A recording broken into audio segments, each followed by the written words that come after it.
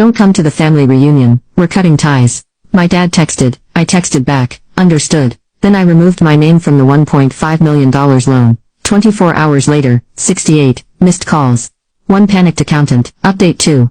The breaking point came 3 weeks ago, at what should have been a celebratory dinner. Thomas and Caroline had just announced they were expecting their first child, the first Wilson grandchild. My parents rented out the entire rooftop restaurant at the Mandarin Oriental Hotel in Boston. Marcus and I flew in specially for the occasion. Rebecca, my mother air-kissed both my cheeks when we arrived.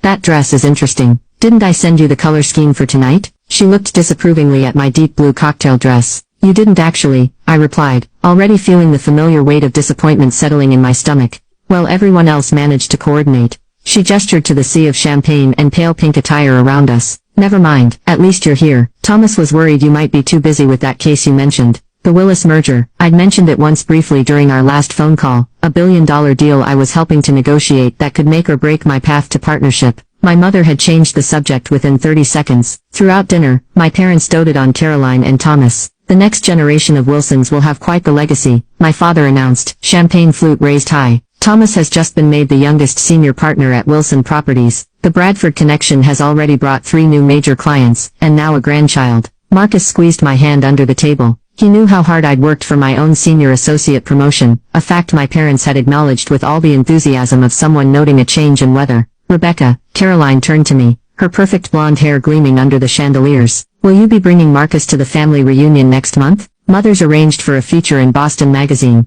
3 generations of Boston's elite families. I blinked in confusion. Family reunion. I haven't heard anything about it. A moment of awkward silence descended on the table. Didn't we mention it? My mother's voice carried the practiced nonchalance I recognized from childhood, used when covering something uncomfortable. It must have slipped my mind. It's at the Cape House. 4th of July weekend, 3 weeks from now. No, you definitely didn't mention it. I looked at my father, who suddenly became very interested in his lobster. Later that night, I overheard my parents talking with Thomas and Caroline in the hotel lobby while Marcus was getting our coats. We thought it best not to have Rebecca and her teacher at the reunion, my father was saying. The Bradfords are bringing the governor, and the Merrick's son from Goldman Sachs is attending. It needs to be the right atmosphere. But she's family, Thomas said, surprising me. Shouldn't she be there? Your sister has chosen a different path, my mother replied. We support her of course, but this event is about family legacy. Rebecca has made it clear where her priorities lie. Besides, we've already told everyone she's too busy with work to attend. I stepped back into the shadows, a familiar hollow feeling expanding in my chest. Marcus found me minutes later, staring out the window at the Boston skyline.